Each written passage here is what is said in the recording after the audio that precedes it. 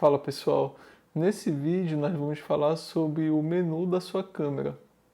As câmeras fotográficas têm inúmeros recursos e muitos deles são subutilizados por fotógrafos.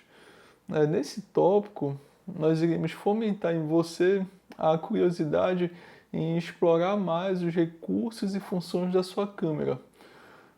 É claro que a gente não tem como colocar aqui todas as opções de todas as marcas, de todos os modelos, né? Mas a gente fez uma seleção de aproximadamente 15 opções que a gente acredita que são bastante relevantes e que vai fomentar em você esse interesse em saber mais e conhecer mais sobre o seu equipamento, certo? Então vamos lá.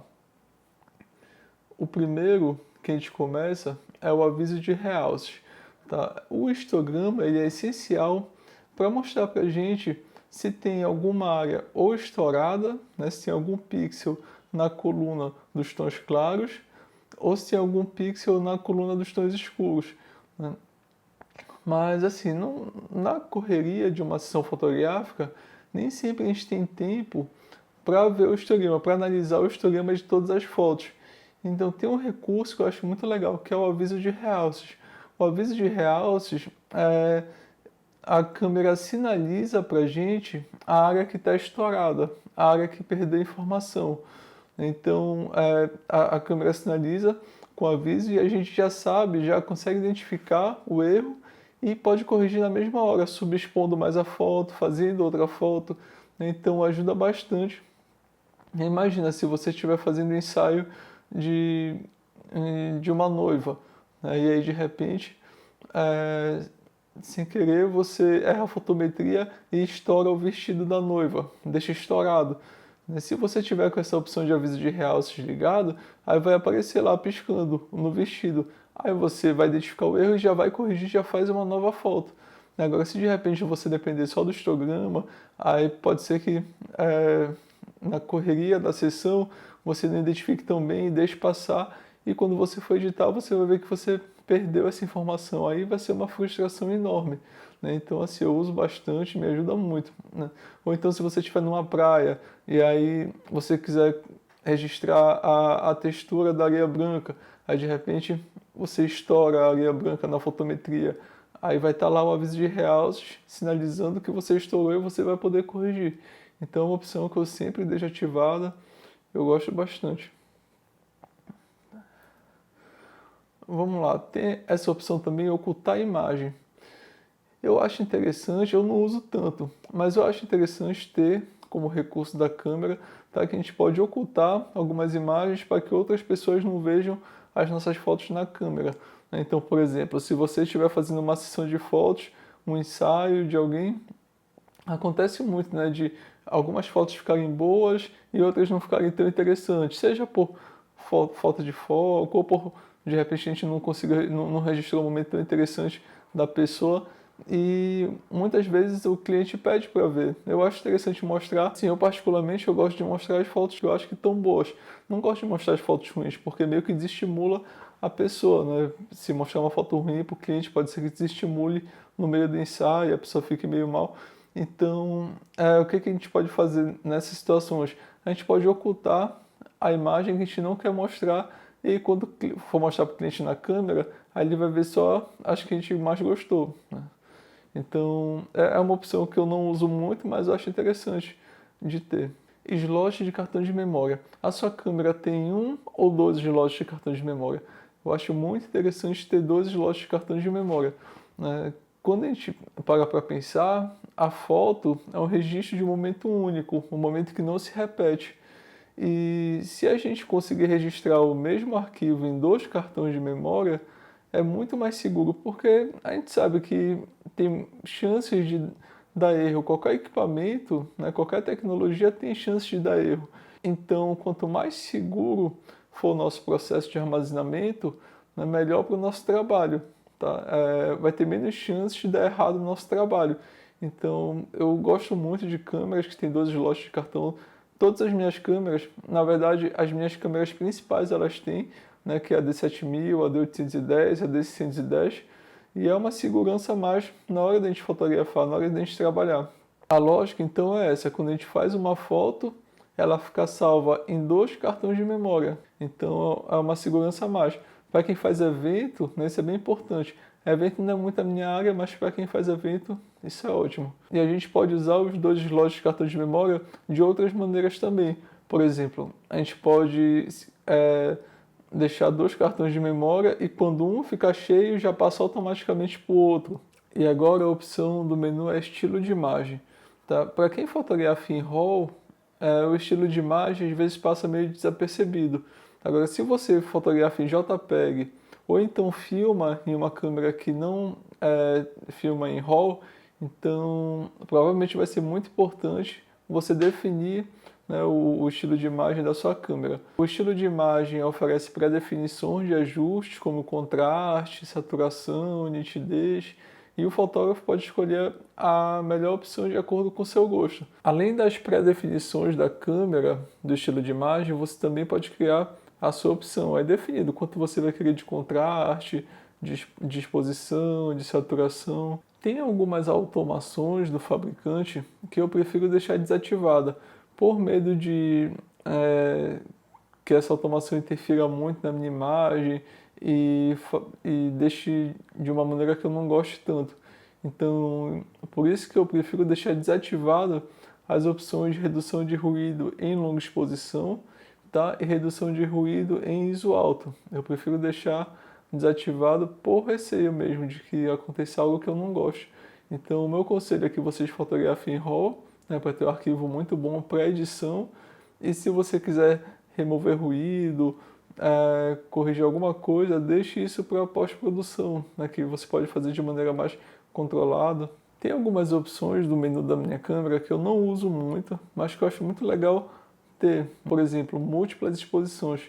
Eu uso muito pouco, né, mas eu acho muito legal essa opção.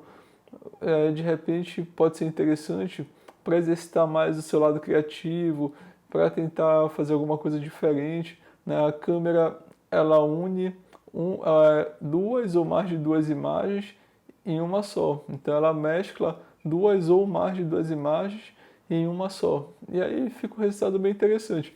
Aí você pode me perguntar, Lucas, mas dá para fazer isso no Photoshop, dá para fazer isso na edição. É verdade, dá para fazer. Mas o que eu acho legal é que essa múltipla exposição acontece na hora do clique, na hora que você está fazendo a foto. Então, se você achou que não ficou tão interessante, você pode refazer na mesma hora. Agora, se você for deixar para unir tudo no Photoshop depois, aí você vai ter que voltar para a cena e refazer se você não gostou de alguma coisa. E com as múltiplas exposições, não. Você consegue na hora mesmo refazer.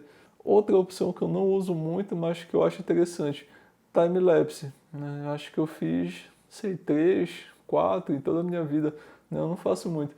Mas, por exemplo, se a gente quiser demonstrar a evolução de alguma coisa no decorrer do tempo, por exemplo, uma pessoa sendo maquiada, ou a construção de um prédio, que mais?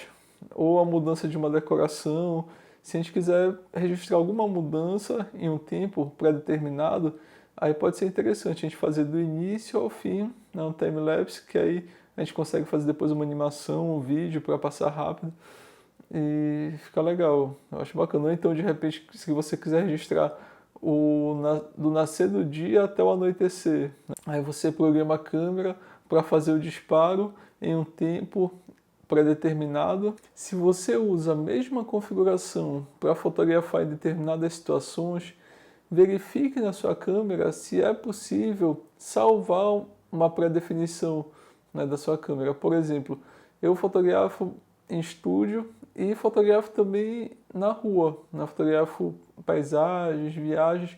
Então eu deixo na minha câmera salva uma configuração para fotografia de estúdio e eu deixo também uma configuração salva para fotografia de rua.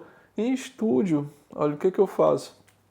Eu deixo um obturador 125, um diafragma f8, eu deixo o ISO 125, né, e o balanço de branco eu deixo na luz do dia e eu deixo também para fotografar em RAW. Né? Então essa configuração é a que eu uso sempre em estúdio.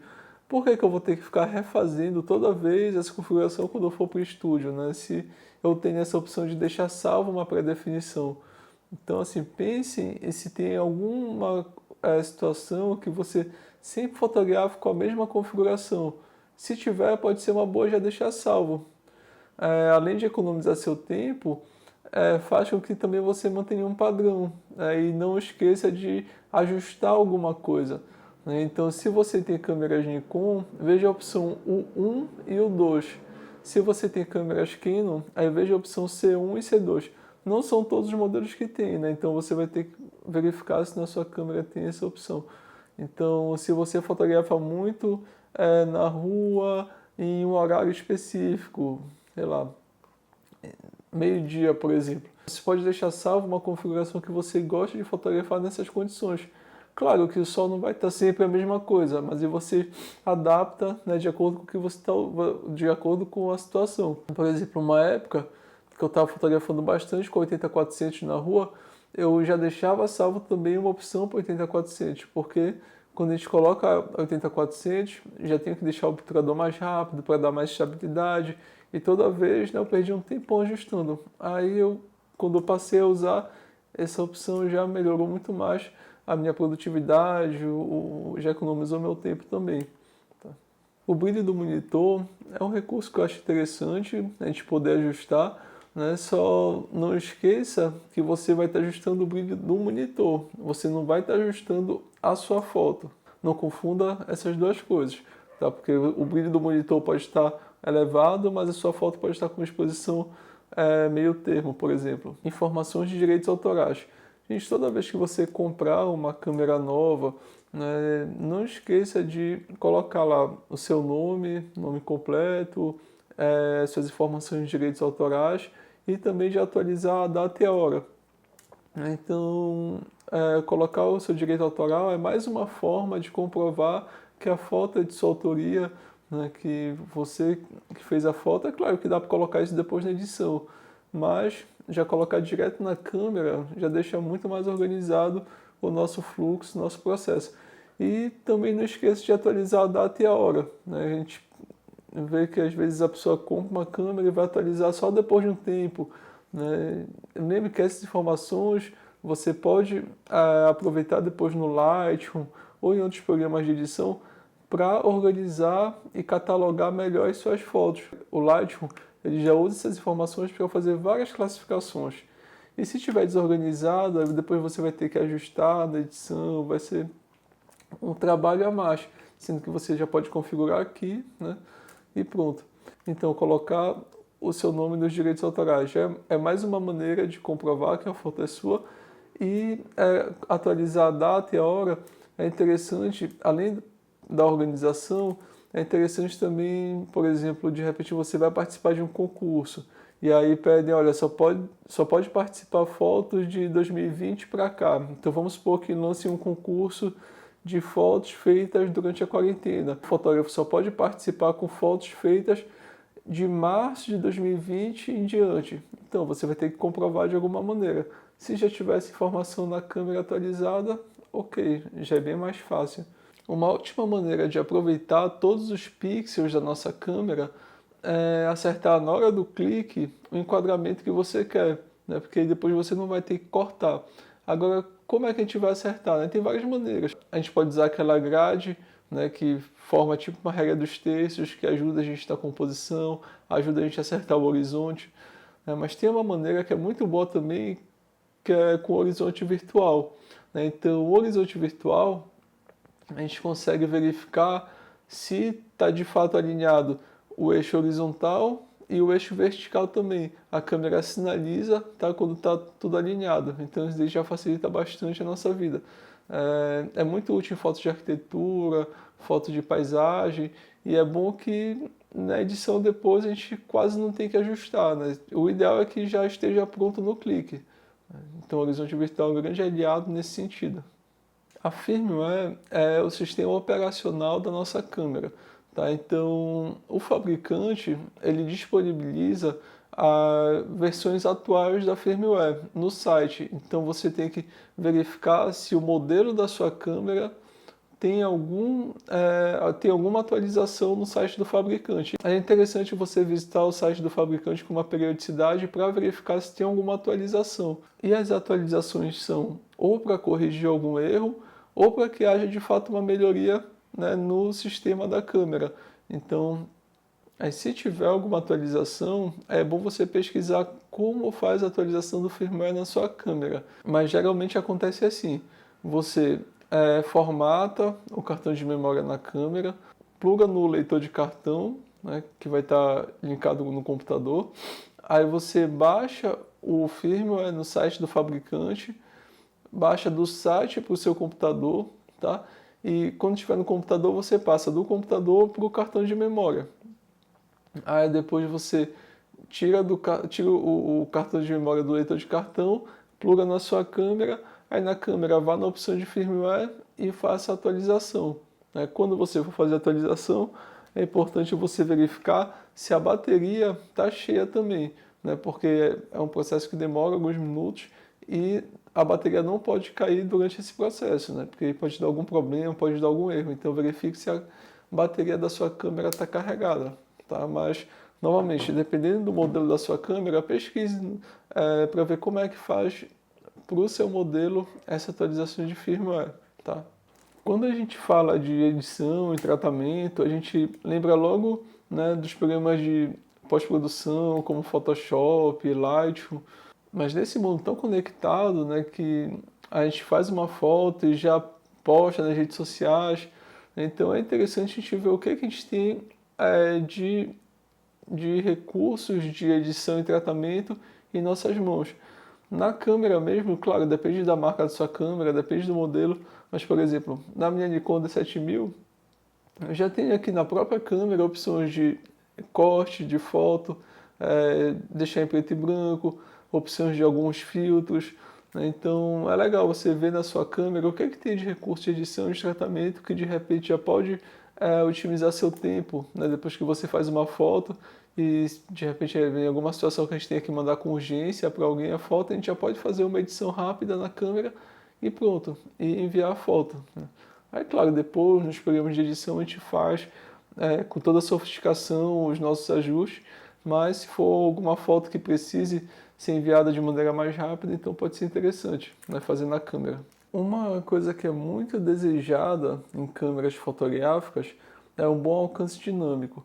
Quanto mais tons a nossa câmera registra, né, mais informação a gente vai ter, desde as áreas escuras até as áreas claras. Então, mas uma maneira de aumentar o alcance dinâmico da nossa câmera é usando o Bracketing, fazendo várias exposições do mesmo enquadramento, e aí depois na pós-produção a gente pode juntar, tá, essas fotos em uma foto. Então, assim, é um recurso interessante porque é uma maneira de você aumentar o alcance dinâmico da sua câmera, né, sem ter que comprar uma câmera super refinada, uma câmera, né? Então imagina, se você está numa situação e que você não está gostando do alcance dinâmico da sua câmera, de repente é uma situação que tem muitos tons claros e muitos tons escuros e você quer informação em todas as áreas, né, então você pode fazer 3 ou mais fotos e depois juntar as melhores exposições em uma foto só. Então você faz uma foto subexposta, depois uma menos subexposta, aí depois uma foto ok, depois faz uma foto super exposta e uma mais super exposta ainda, né? Então você pode juntar todas essas fotos em uma só e aproveitar os tons de todas as fotos para fazer uma só. Aí você vai ter uma foto com alcance dinâmico muito grande. Isso funciona bem em quais situações? Funciona bem em fotografia de arquitetura, que não tem nada se mexendo, né? O assunto está parado, a gente coloca a câmera no tripé e aí faz várias exposições e junta em uma só, né? Se for uma foto com várias pessoas, aí pode ser que não dê tão certo, né? Porque as pessoas se mexem e aí a exposição não vai ficar igual. Então, assim, essa dica do Bracketing geralmente funciona em cenas em que não tem ninguém se mexendo, né? Em que está tudo parado. Eu aconselho você fazer Bracketing com o tripé, né, para manter o mesmo enquadramento. Mas, claro, né, se tiver alguma situação que você esteja sem tripé, também faz na mão, né, e aí você pode fazer na mão usando o disparo contínuo, porque aí vão ser várias fotos feitas com tempo de intervalo curto entre uma e outra, e aí vai parecer que está no mesmo enquadramento. Só se concentre para não tremer e aí faça o disparo contínuo. Então, eu aconselho vocês a pesquisarem sobre o bracketing da sua câmera, onde é que ele está localizado. E assim, tem um bracketing para exposição, em algumas câmeras também tem bracketing para balanço de branco. Para balanço de branco eu não uso muito, eu acho interessante o da exposição. Verifique se a sua câmera tem botões personalizáveis, né? Por exemplo, imagina se tem um recurso que você usa bastante na sua câmera, mas não tem um botão específico, aí você tem que toda vez acessar o menu e tudo mais e perde um tempão. Então, tem câmeras que têm esses botões personalizáveis e vocês podem colocar alguma função específica desse botão. Você pode colocar, por exemplo, o ISO ou o horizonte virtual. Enfim, você vai ter que pesquisar na sua câmera se tem esses botões personalizáveis e, se tiver, quais as opções que você pode inserir nesses botões. Foco é dor de cabeça para várias pessoas, né? Então, assim, acho que qualquer recurso que possa contribuir e vir a somar para o foco, acho que é bem-vindo, acho que é válido, né? Então, assim, eu uso bastante essa opção de iluminação do ponto de foco. Então, sempre que o botão de foco que eu tiver selecionado estiver ativo, ele vai ficar iluminado. Então, quando eu estiver focando, o ponto de foco selecionado vai ficar iluminado. O meu fica iluminado com a cor vermelha. Aí eu sei que o foco realmente está acontecendo nesse local. É muito útil. Principalmente para pessoas que não enxergam tão bem, né? Às vezes a gente está focando um objeto preto e o nosso ponto de foco ele é preto. Então fica difícil a gente identificar e saber qual o ponto de foco que está ativo. Agora, se a gente coloca uma iluminação, aí já fica mais fácil. Agora, pessoal, a gente vai passar 2 exercícios sobre o menu da sua câmera. Vamos lá. Exercício 1. Quais itens citados estão presentes no menu da sua câmera? Exercício 2. O que tem de bom no menu da sua câmera?